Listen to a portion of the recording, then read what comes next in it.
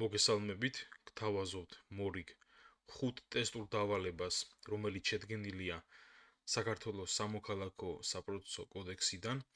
აღნიშნული ტესტები გამოგადგებათ ადვოკატთა საკვალიფიკაციო გამოცდების ჩაბარების მსურველებს მომზადების პროცესში.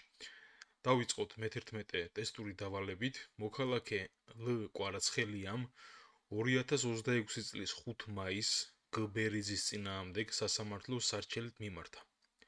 მოსარჩელე ითხოვდა იმის აღიარებას, რომ 2020 წელს მათ შორის გაფორმებული სესხის ხელშეკრულება იყო ნამდვილი. სარჩელში მოსარჩელემ მიუთითა, რომ მას სურს ეს აღიარება უბრალოდ სიმშვიდისთვის, რათა მომავალში არავინ იდავოს ხელშეკრულების ნამდვილობაზე, თუმცა მოცემულ მომენტში ბერიძე ხელშეკრულებას არ უარყოფს და სესხის პროცენტსაც რეგულარულად იხდის. მოსამართლემ 2026 წლის 10 მაისს მიიღო განჩინება სარჩელის მიღებაზე უარის თქმის შესახებ. კითხვა არის, საქართველოს სამოქალაქო საპროცესო კოდექსის მიხედვით ჩამოთვლილთაგან რა შეიძლება იყოს მოსამართლის მიერ სარჩელის მიღებაზე უარის თქმის სავარაუდო სამართლებრივი საფუძველი. A ვარიანტია.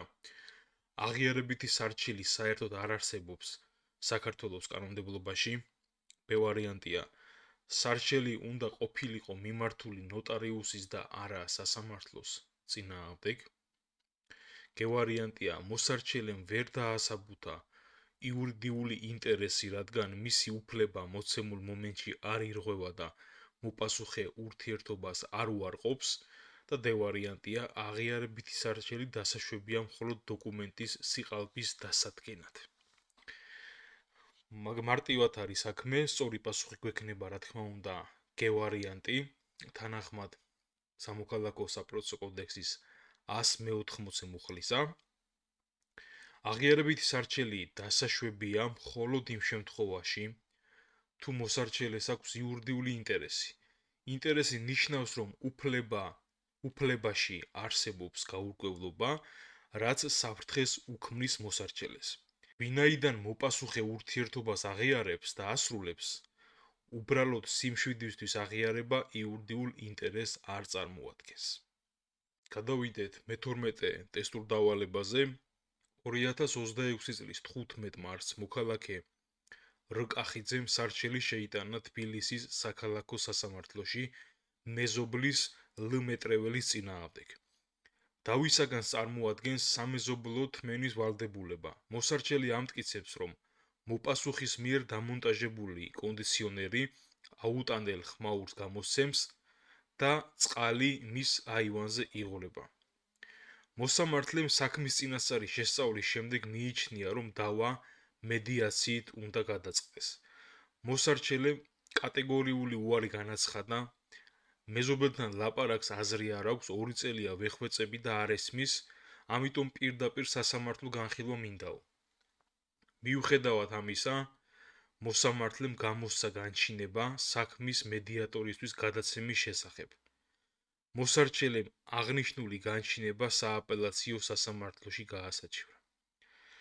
საქართველოს სამოქალაქო საპროცესო კოდექსის მიხედვით ჰქონდა თუ არა მოსამართლეს უფლება მხარის თანხმობის გარეშე გადაეცა საქმე მედიაციისთვის და ექვემდებარება თუ არა გასაჩივრებას აღნიშნული განჩინება. A ვარიანტია, მოსამართლეს არ ჰქონდა უფლება, რადგან მედიაცია ნებაყოფლობითია და განჩინება საჩივრდება. მოსამართლეს ჰქონდა უფლება მხოლოდ იმ შემთხვევაში, თუ დავის საგნის ღირებულება 2000 ლარზე ნაკლებია. მოსამართლეს ჰქონდა უფლება, თუმცა ვინაიდან მხარე უარზია, განჩინება ექვემდებარება კერძო საჩივრით გასაჩივრებას. და D ვარიანტია, მოსამართლეს ჰქონდა უფლება, განჩინება არ საჩივრდება. სამოქალაქო საპროცესო კოდექსის 197-ის მესამე პრიმა მუხლის პირველი ნაწილის G პუნქტით სამეზობლო დავები მიეკუთვნება მედიაციას დაქვემდებარებულ კატეგორიას. ამავე მუხლის მესამე ნაწილით მოსამართლე იღებს გადაწყვეტილებას მხარეთა თანხმობის გარეშე. ხოლო მეორე ნაწილის თანახმად 197 პრიმა მუხლისა ეს განჩინება არ საჩივრდება. ამიტომ ხედავთ, რომ მოსამართლეს ჰქონდა უფლება, ხოლო ცალკეულ შემთხვევაში განჩინება არ საჩივრდება, ამიტომ მოხაზავთ D ვარიანტს. გადავიდეთ მე-13 ტესტურ დავალებაზე. 2026 წლის 10 მაისს ლ ბერიძემ სარჩელი აღზრა სასამართლოში შევფირცხალავა წინააღმდეგ 50,000 ლარის დაკისრების მოთხოვნით. სარჩელთან ერთად მოსარჩელემ წარადგინა განცხადება სარჩელის უზრუნველყოფის შესახებ და მოითხოვა ყადაღის დადება ფირცხალავას კუთვნილ ერთადერთ უძრავ ქონებაზე, საცხოვრებელ სახლზე, რომლის საბაზრო ღირებულება ექსპერტიზის დასკვნით შეადგენს 300,000 ლარს. სასამართლომ დააკმაყოფილა განცხადება და სახლს სრულად დაადო ყადაღა. მოპასუხე ფირცხალავამ მიმართა სასამართლოს განცხადებით და უზრუნველყოფის საგნის შეცვლის მიზნით შესთავაზა მისივე საკუთრებაში არსებული სარჩელის ფასის ტოლფასი 55,000 ლარის ღირებულების მოძრავი ქონება, ავტომობილი და საბანკო დეპოზიტი, რათა საცხოვრებელ სახლს ყადაღა მოხსნოდა. მოსარჩელე ამ შეცვლაზე უარს აცხადებს. კითხვა არის, საქართველოს სამოქალაქო საპროცესო კოდექსის მიხედვით რამდენად დასაშვებია მოპასუხის მიერ შემოთავაზებული უზრუნველყოფის საგნის შეცვლა და როგორ უნდა გადაწყვიტოს სასამართლომ აღნიშნული საკითხი. A ვარიანტია, შეცვლა დაუშვებელია, ვინაიდან უზრუნველყოფის ღონისძიების სახესა და კონკრეტულ საგანს ირჩევს მხოლოდ მოსარჩელე, ხოლო მოპასუხის ნებისმიერი შეგებებული წინადადება საჭიროებს მოსარჩელის სავალდებულო თანხმობას. B ვარიანტია, შეცვლა დაუშვებელია, ვინაიდან მოძრავი ქონებით უძრავი ქონების ყადაღის შეცვლა საპროცესო კანონმდებლობით აკრძალულია საგნის თვისობრივი სხვაობის გამო. G ვარიანტია, შეცვლა დასაშვებია, ვინაიდან ყადაღადადებული ქონების ღირებულება არსებითად აღემატებოდა სარჩელის ფასს და მოპასუხეს, რომელიც ერთადერთი ნივთის მესაკუთრე იყო, უფლება აქვს შესთავაზოს სარჩელის ფასის ტოლფასის სხვა ქონება. და ბოლო D ვარიანტია, შეცვლა დასაშვებია, თუმცა ვინაიდან საქმე ეხება ფულად მოთხოვნას, ქონების შეცვლის ერთადერთი სამართლებრივი გზა არის მოპასუხის მიერ სადავო თანხის ორმაგი ოდენობის შეტანა სასამართლოს სადებოზიტო ანგარიშზე. პირდაპირ უნდა ვთქვათ, რომ სწორი პასუხი გვექნება G ვარიანტი, რადგან მოცემულ სამართლებრივ სიტუაციას პირდაპირ გვირეგულირებს სამოქალაქო საპროცესო კოდექსის 196 მუხლის დებულებები, მე-16 პრიმა მუხლის დებულებები. ამ მუხლის პირველი ნაწილის თანახმად მოქმედებს ზოგადი პრინციპი, რომ ყადაღადადებული ქონების ღირებულება არსებითად არ უნდა აღემატებოდეს სარჩელის ფასს, თუმცა კანონი უშვებს გამონაკლის იმ შემთხვევისთვის, როდესაც მოპასუხი არის ერთადერთი ნივთის მესაკუთრე, რაც ჩვენს კაზუსშიც სახეზეა. ვინაიდან თავდაპირველად ყადაღა დაედო მის ერთადერთ საცხოვრებელ სახლს. ასეთ ვითარებაში მოპასუხის ინტერესების პროპორციულობისა და უფლების დაცვის მიზნით კანონმდებელი მას ანიჭებს საპროცესო უფლებას სარჩელის უზრუნველყოფის საგნის შეცვლის მიზნით სასამართლოს შესთავაზოს სარჩელის ფასის ტოლფასის სხვა ქონება.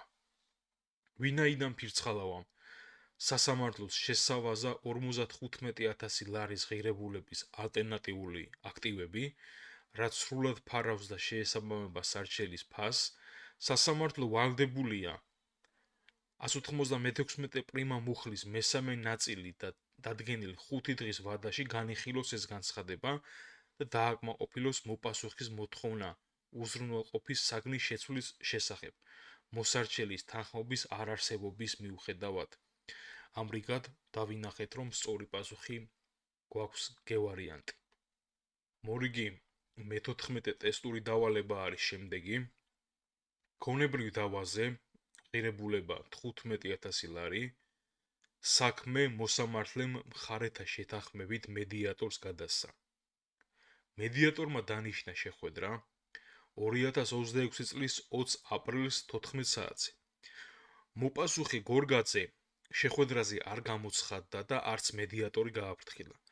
მოგვიანებით განმარტა, რომ უბრალოდ ვერ მოიცალა მოსარჩელესთან მოლაპარაკების ცდილობა პრინციპის ამბავი იყო და მაინც არაპირებდა მორიგებას.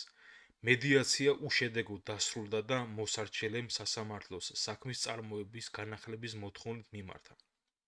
საბოლოო გადაწყვეტილებით მოპასუხე გორგაძემ პროცესი მოიგო და სარჩელი არ დაკმაყოფილდა. საქართველოს სამოქალაქო საპროცესო კოდექსის მიხედვით, რა საპროცესო შედეგი მოჰყვება გორგაძის გამოუცხადებლობას, იმის გათვალისწინებით, რომ მან სასამართლოში საქმე მოიგო. ავარიანტია, ვინაიდან მან საქმე მოიგო, არანაირი სანქცია არ დაეკისრება. ბევარიანტია, მას დაეკისრება ჯარიმა 150 ლარი და სასამართლო ხარჯების სრულად დაფარვა მიუხედავად იმისა, რომ საქმე მოიგო.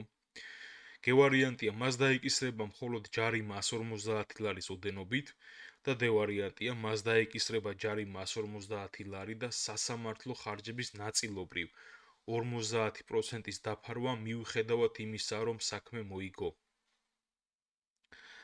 სამოქალაქო საპროცესო კოდექსის 197-ს მე-6 პრიმა მუხლის მეორე ნაწილის თანახმად, სასამართლო მედიაციის პროცესში მედიატორის მიერ დანიშნულ შეხვედრაზე მხარის არასაპატიო მიზეზით გამოუცხადებლობის შემთხვევაში მას დაეკისრება სასამართლო ხარჯების სრულად დაფარვა მიუხედავად იმისა, რა შედეგი დასრულდება სასამართლოში საქმის განხილვა და ჯარიმა 150 ლარის ოდენობით.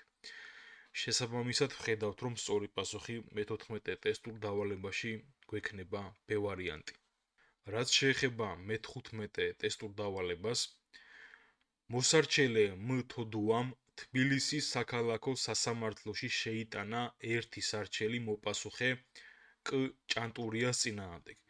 სარჩელში გაერთიანებული იყო ორი მოთხოვნა. პირველი 10,000 ლარის ზიანის ანაზღაურება, რომელიც წარმოიშვა თბილისში მომხდარი ავტოავარიის შედეგად. მეორე ბათუმში მდებარე საცხოვრებელი სახლიდან გამოსახლება. მოპასუხე ცხოვრობს თბილისში. მოსამართლემ სარჩელის მიღებისას გადაწყვიტა, რომ ეს ორი მოთხოვნა ერთად არ უნდა განხილულიყო, რადგან მათი განცალკევებით განხილვა უფრო მიზანშეწონილი იყო. საქართველოს სამოქალაქო საპროცესო კოდექსის მიხედვით ჰქონდა თუ არა მოსამართლეს ამგვარი გადაწყვეტილების მიღების უფლება. ავარიანტია, არა, მას უნდა მიეღო ორივე მოთხოვნა ერთად, რადგან მოპასუხე ერთ და იგივე პირია. ბ-ვარიანტია, არა, მსგავს შემთხვევაში მას უარი უნდა ეთქვა სარჩელის წარმოებაში მიღებაზე, რადგან მოთხოვნები სხვადასხვა საფუძველს ემყარება.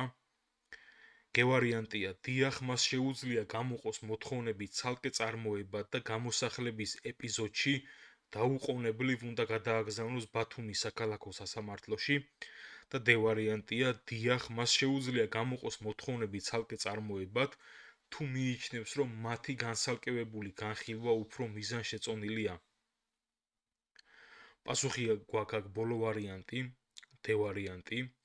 თანახმად საპროცესო კოდექსის 192 მუხლის პირველი და მეორე ნაწილებისა, მოსარჩელის აქვს უფლება გაერთიანოს რამდენიმე მოთხოვნა ერთი მოპასუხის მიმართ, ხოლო მოსამართლეს აქვს დისკრეცია გამოყოს ისინი ცალკე წარმოებად, თუ ეს უფრო მიზანშეწონილია დაავის სწორად გადაწყვეტისათვის. ამრიგად, მოსამართლეს მსგავსი გადაწყვეტილების მიღების უფლებამოსილება ჰქონდა. მიმდინარე ვიდეო განხილვაში აღნიშნული 5 ტესტური დავალება იყო, რაც მსურდა რომ თქვენთვის გამეზიარებინა.